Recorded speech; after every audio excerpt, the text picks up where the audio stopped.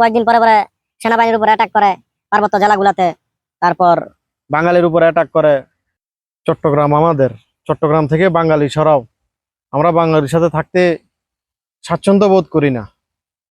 উড়ে এসে জুড়ে যদি এই কথাগুলা কয়, কান্না গায়ে আগুন ধরে।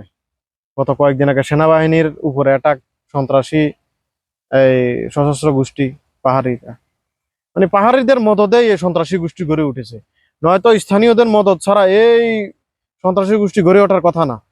পোলাগয় দেশ থেকে ছাড়া করা দরকার। হাড্ডি কাটলে যেমন এই গোস্ত হয় না, এই পাহাড়িরা তেমন দুস্থ হয় না। পোলাগয় দেশ থেকেও তাড়ানো দরকার। পোলারা এখন এইখানে আইসা উড়ে এসে জুড়ে বৈশা এই সরা ওই সরা চট্টগ্রাম আমাদের দিয়ে তা পাহাড় থেকে সেনা শাসন উঠে না। সোজা কথা, পাহাড়িরা বাংলাদেশের শত্রু, বাংলাদেশের জনগণের শত্রু, টোটাল কথা অল বাঙালির শত্রু। প্রয়োজনে এই সন্ত্রাসী গোষ্ঠী উৎখাত করতে যায় যদি এই 200-500 মারমা সারমা এই পাহাড়ি গোষ্ঠী যদি মারতে হয়, মায়েরা পাহাড়ে সিপা ফালাই দেয় নাকে সরকার। কার বাল ফালাইতে এসব তাজা করে রাখে বছরের পর বছর। বলাগো মাইরা মাইনমারে ফালানো দরকার। সুর বাচ্চারা কয়দিন পরে পরে ইন্ডিয়া অ্যাটাক করে বাঙালি মাইরা এলায়। গত 2 বছর আগে ওই পোলাটারা মাইরা খায়, জবাই করে খাইয়ে ফেলাইলো।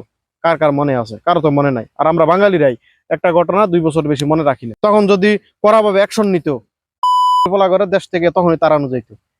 তারা কয়দিন পরে পরে মাথা চারা দিয়ে ওঠে।